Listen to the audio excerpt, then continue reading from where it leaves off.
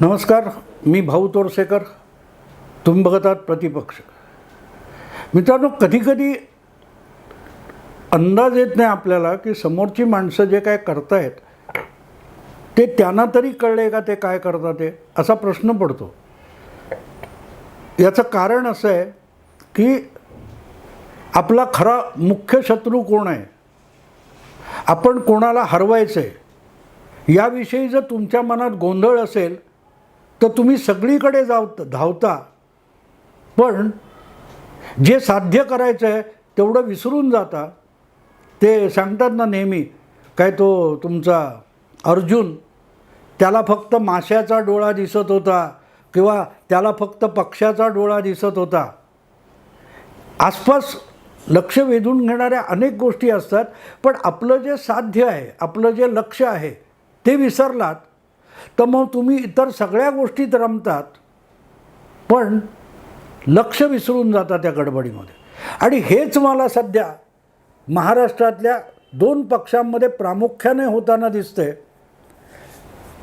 ते दोन पक्ष म्हणजे उर्वरित शिवसेना आणि उर्वरित राष्ट्रवादी. या दोन पक्षांना झालं आहे काय ते मला लक्षात येत नाही आहे. म्हणजे त्यांना आपला पक्ष पुढे चालवायचं आहे का, वाढवायचं आहे का, जो काय अशक्तपणा आला आहे तो काढून परत बाळसेदार पक्ष व्हायचं आहे का, हेच कळत नाही. कारण निवडणुका तोंडावर आल्या असताना तुम्हाला आपल्या पक्षाच्या बांधणीकडे लक्ष देण्यापेक्षा आपल्यातून फुटून गेलेले किंवा आपल्याशी दगाबाजी केलेले यांना धडा शिकवण्याची खुमखुमी इतकी आहे की निवडणुका समोर आलेत त्याकडे त्यांचं लक्षसुद्धा नाही आहे. आणि मग रोजच्या रोज एकमेकांना अडचणीत आणण्यासाठी काय करता येईल, म्हणजे राष्ट्रवादी सुळे गट आणि राष्ट्रवादी अजितदादा गट हे दोनही गट एकमेकांचे कपडे फाडण्यात गर्क आहेत, एकमेकांच्या काय म्हणाल ते नुकसान करण्यात गर्क आहेत, पण आपापली ताकद वाढवण्याकडे त्यांचं बिलकुल लक्ष नाही आहे. आणि तीच गोष्ट तुम्हाला तशीच्या तशी शिवसेना एकनाथ शिंदे आणि उबाटा शिवसेना यांच्यात चाललेली दिसते. रोज एकमेकांना टोमणे मारणं चाललं आहे आणि जाता जाता मग उगाचच भाजपला एक लाथ मारल्यासारखी मारायची. पण भाजप आपल्या जागी बसला आहे. तुम्हाला बेसिकली तुमचं राजकारण सुरू कुठून झालं हे तरी आठवतं का?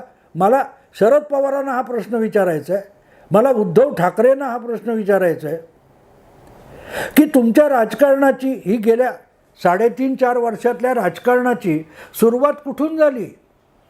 शरद पवार आणि उद्धव ठाकरे हे मुळात 2019च्या निवडणुकीनंतर एकत्र आले तेव्हा तुमचा कॉमन मिनिमम प्रोग्राम काय होता तोही विसरून गेलात. म्हणजे उद्धव ठाकरे आणि शरद पवार यांच्यात साठोलोटं झालेलं होतं, पण तरीही बहुमताचा आकडा जमत नाही. तो जमवायचा म्हणून काँग्रेसला सोबत घ्यायचं होतं. तो काँग्रेसला म्हणजे पर्यायाने सोनिया गांधींना महाविकास आघाडीची आयडिया पटवण्याचं काम हे शरद पवारांनी पार पाडलेलं आहे. शरद पवार तिथे नसते तर हे होऊ शकलं नसतं. मला आठवतं त्यावेळेला अहमद पटेल हयात होते. अहमद पटेल यांना आपले काय ते सल्लागार म्हणून, विश्वासू म्हणून सोनिया गांधींनी मुंबईत पाठवलं होतं. तिन्ही पक्षांच्या बैठका घेण्याच्या आधी अहमद पटेल, शरद पवार, उद्धव ठाकरे यांचं जे चाललं होतं त्याचा कॉमन मिनिमम प्रोग्राम काय होता, कसल्या तत्वावर आधारित किंवा कुठला एक अजेंडा घेऊन तुम्ही एकत्र आला होतात. तुम्ही भाजपला सत्तेच्या बाहेर बसवणं, भाजपला पराभूत करणं या अजेंड्यावर एकत्र आला होतात ना. त्यापैकी काँग्रेस तर बाजूलाच पडलेली. पण ठीक आहे, काँग्रेस पक्षात अजून फाटाफूट झालेली नाही आणि फाटाफूट नाही झाली तरी काँग्रेसमध्ये कायमच गटबाजी असते, त्यामुळे काँग्रेसला बाजूला ठेवा. पण महाविकास आघाडीमध्ये शिवसेना आणि राष्ट्रवादी हे दोन पक्ष कशासाठी एकत्र आले होते? उद्धव ठाकरेंना भाजपवर राग होता, 5 वर्षापूर्वी युती मोडली म्हणून तो त्यांना बदला घ्यायचा होता. आणि देवेंद्र फडणवीसांना पुन्हा 5 वर्ष मुख्यमंत्री पदावर सत्तेत येऊ द्यायचं नाही, हा शरद पवारांचा डाव होता. पण ठीक आहे, आपण त्यालाही असं म्हणू की भाजप आम्हाला सत्तेत नको, हाच शरद पवारांचा हेतू होता. पण त्यासाठी तुम्ही एकत्र आला असाल तर गेल्या वर्ष दीड वर्षामध्ये हे दोन्ही पक्ष, जे मूळ पक्ष स्वतःला म्हणवतात, उभाटा शिवसेना आणि पवार राष्ट्रवादी, या दोघांची अवस्था काय बघा. त्यांची सगळी ताकद त्यांनी भाजप नव्हे तर आपापले फुटलेले गट आहेत त्यांना संपवण्यासाठी वापरलेली आहे. आणि इथे मला कळत नाही की तुम्ही एकमेकांचं खच्चीकरण करताय. म्हणजे शिंदे गटाने उभाटा गटाचं आणि उभाटा गटाने शिंदे गटाचं खच्चीकरण करणं, म्हणजे प्रत्यक्षात भाजपचं जे उद्दिष्ट आहे असं तुम्ही म्हणता की शिवसेनेला संपवायचा हेतू किंवा डाव भाजप खेळला, असं अगत्याने सामनातून पुन्हा पुन्हा लिहिलं जातं. पण त्याला मदत कोण करतंय? उभाटा गटच करतोय ना. उभाटा गट करतोय.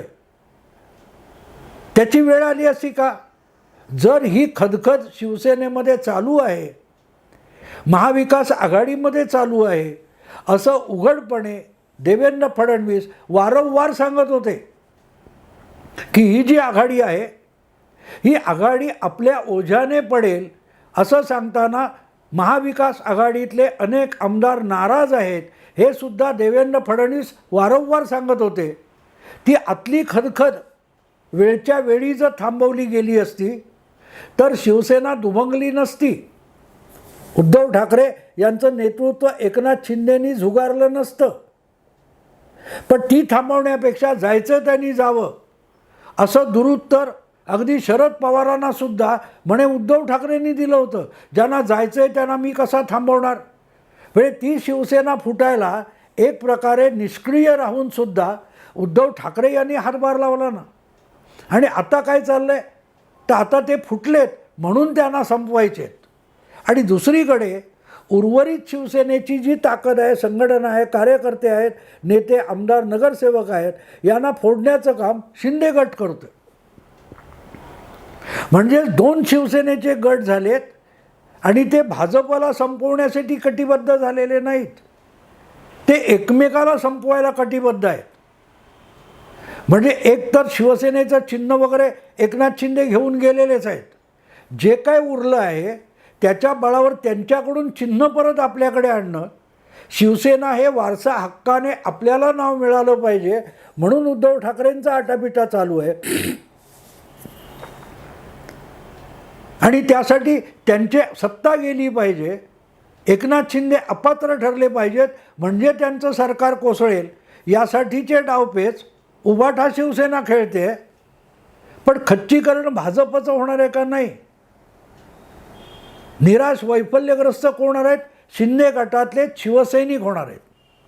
आणि सत्ता गमावल्यामुळे उभाटा शिवसेनेतले लोक इतके वैफल्यग्रस्त झालेत की गेल्या 16 महिन्यात हळूहळू करत त्यांच्याकडची संख्या घटते आणि शिंदेकडची संख्या वाढते. मुद्दा असा आहे मित्रांनो की शिवसेनेतले दोन्ही गट हे मुळात 2019च्या विधानसभेनंतर महाविकास आघाडीत गेले. ते भाजपला धडा शिकवायचा म्हणून गेले होते, तर भाजपला कुठलाच धडा मिळालेला नाही. ठीक आहे, सत्ता गेली, परत आली, काय असेल ती तोडकी मोडकी आली, पण आली. उद्धव ठाकरे मिरवले 2.5 वर्ष, आता अडगळीत पडलेत, त्यांच्याकडे सत्ता नाही आहे, त्यांचा पुढला वारस तो सुद्धा चाचपडतोय. ही झाली शिवसेनेची परिस्थिती. आता आपण राष्ट्रवादीकडे बघू. राष्ट्रवादी काँग्रेस पक्षामध्ये सुद्धा ही फूट पडू शकते हे वारंवार अनेक जण सांगत होते. शरद पवारांनी ती फाटाफूट होऊ नये म्हणून चुचकारण्यासाठी काहीतरी केलं का? केलं असतं तर ही फाटाफूट झाली नसती. अगदी ते बोललं गेलं ना. आता तर अनेक जण सांगतात की 15 दिवस आधी अजितदादांना माहिती होतं की शरद पवार राजीनामा निवृत्तीचं नाटक करणार आहेत. ते सगळं नाटक करून शरद पवारांनी तात्पुरते डावपेच आपल्याच लोकांची खेळले. मला हा विनोद वाटतो की डावपेच शरद पवार इतरांची खेळले मला समजू शकतं, भाजपशी खेळले, काँग्रेस पक्षाशी खेळले, पण आपल्या पक्षात ज्यांच्या बळावर आपण राष्ट्रीय नेता म्हणून उभे आहोत त्यांच्याशीच खोटे नाटे डाव खेळून त्यांनाही विश्वासात न घेणं, हे शरद पवारांचे कुठचे डावपेच आहेत ते मला कळत नाही. अशा डावपेचांनी पक्ष चालत नाही, उभा राहत नाही.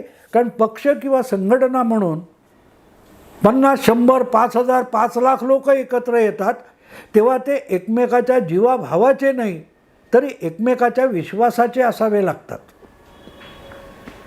आणि त्यांच्या नेत्याने त्या सगळ्या आपल्या पाठीराख्यांचा विश्वास संपादन केला पाहिजे.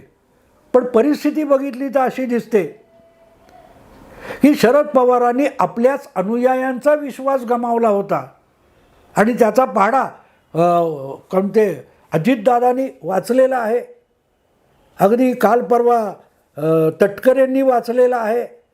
उपमुख्यमंत्री झाल्यानंतर एक दिवसांनी अजितदादांनी तो पाढा वाचलेला आहे की जायचं भाजपबरोबर म्हणून आम्हाला पुढे करायचं आणि ऐनवेळेला स्वतः मागे पाऊल घ्यायचं आणि आम्हाला तोंडगशी पाडायचं. म्हणजे आपल्याच लोकांना शरद पवार तोंडगशी पाडत होते आणि कंटाळून ते गेले. तर आता त्यांना कसं खच्ची करायचं यासाठी शरद पवार आपली बुद्धी खर्च करतायत, आपली ताकद खर्ची करतायत. आणि मग त्यांना काटछळ कसा द्यायचा यासाठी अजितदादा गटसुद्धा आपल्या परीने ताकद खर्ची घालतोय.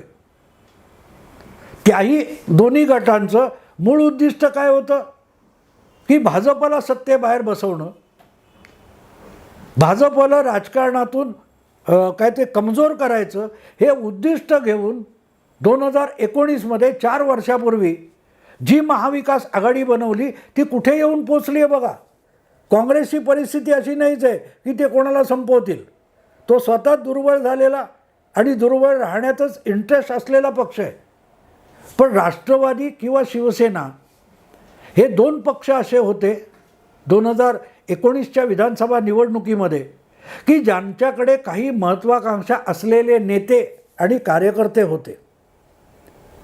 आणि त्यातून पुढे जे काही समीकरण ते मला आवडलेलं नाही, हे मी वारंवार सांगितलं. महाविकास आघाडी हा मतदाराशी केलेला दगाफटका होता, हे मी आजवर अनेकदा सांगितले. पण ठीक आहे, माझ्यासाठी दगाफटका असेल, पण शिवसेना आणि राष्ट्रवादी या 2 पक्षांसाठी तो दगाफटका नव्हता. त्यांनी राजकारणासाठी केलेली सौदेबाजी होती.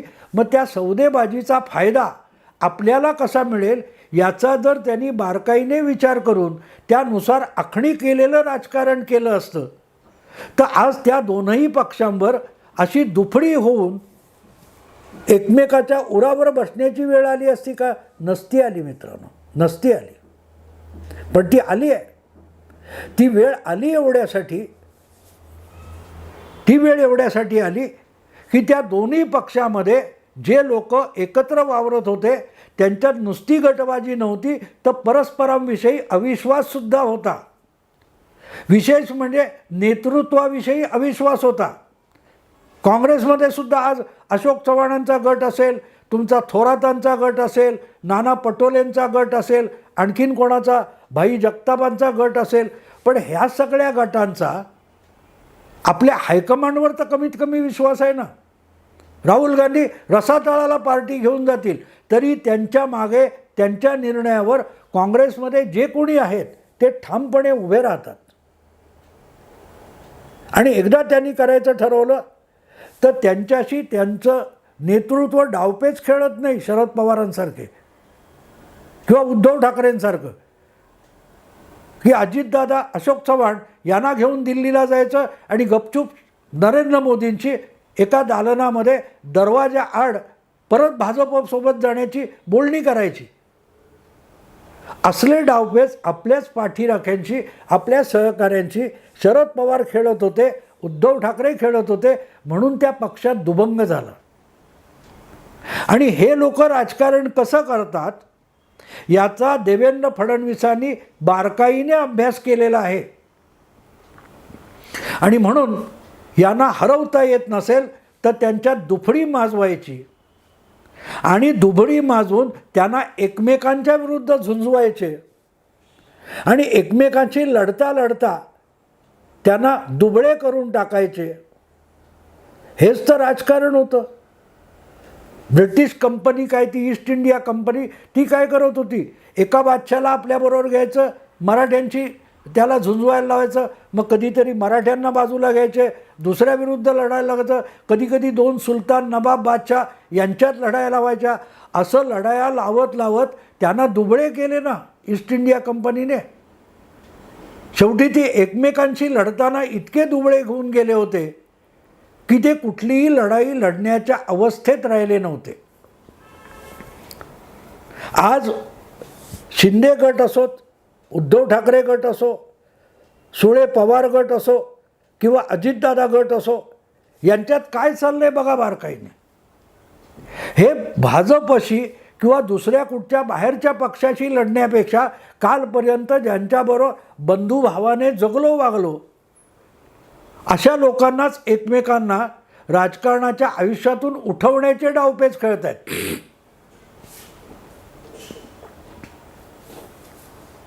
आणि देवेंद्र फडणवीस, अकेला देवेंद्र फडणवीस बाजूला बसलेले आहेत. यांच्यातल्या झुंजा लावून देवेंद्र फडणवीस आपला पक्ष सावरत बसलेले आहेत. काय चाललंय, प्रोग्राम काय सांगा मला.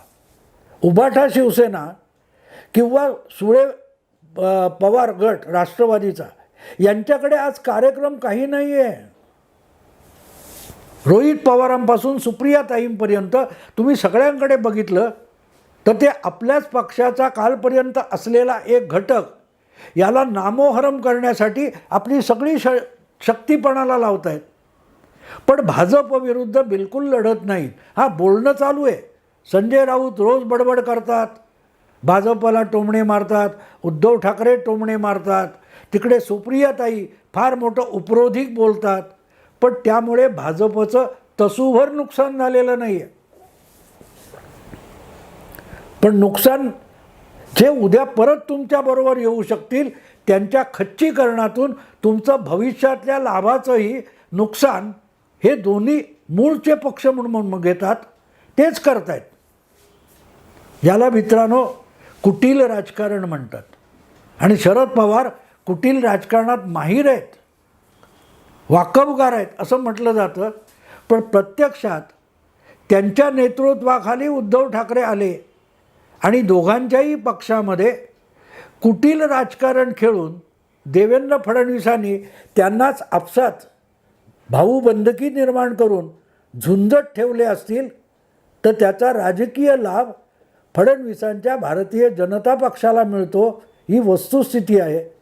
कडे दोन्ही गट एकमेकांचे कपडे फाडण्यात रमलेले आहेत. पण जो काय आपला गट असेल, लक्षात ठेवा मित्रांनो, इंदिरा गांधींनी दोनदा काँग्रेस पक्ष फोडला. एकदा 1969 साली आणि दुसऱ्यांदा 1978 साली.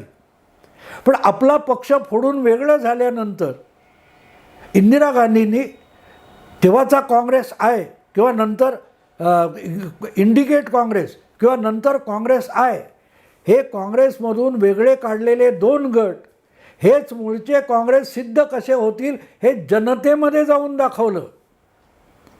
कारण 71 साली इंदिरा गांधींच्या गटाला 2/3 बहुमत मिळालं आणि तेच खरी काँग्रेस आहेत अशी निवडणूक आयोगाला मान्यता द्यावी लागली. पक्ष आपलाच मूळ आहे म्हणून निवडणूक आयोगात जाऊन इंदिरा गांधींनी दावे केले नव्हते, केस लढवली नव्हती. जो निवडणूक आयोगाने चिन्ह दिलं, 69 साली बैलगाडी वादग्रस्त झाली, इंदिरा गांधींना गाय वासरू हे चिन्ह मिळालं. त्यांनी ते गाय वासरू हे चिन्ह घेऊन जनतेकडे गेल्या, त्यांना 2/3 बहुमत मिळालं. 78 साली हाताचा पंजा हे चिन्ह घेतलं, म्हणजे दिलं निवडणूक आयोगाने, तक्रार नाही, ते घेऊन गाय वासरू गेलं. पण परत इंदिराजी 2/3 बहुमत घेऊन आल्या. कारण त्यांनी कज्जे दलाली, कोर्ट कचेऱ्या ह्या करण्यापेक्षा संघटनेचं काम केलं. आणि त्यापेक्षाही महत्त्वाची बाजू अशी की आपल्याला आपल्याच पक्षातले कालपर्यंत जे सहकारी होते, 69 सालची सिंडिकेट काँग्रेस किंवा 80 सालची रेड्डी आणि चव्हाण काँग्रेस, यांना शिव्याशाप देत इंदिराजी बसल्या नाहीत.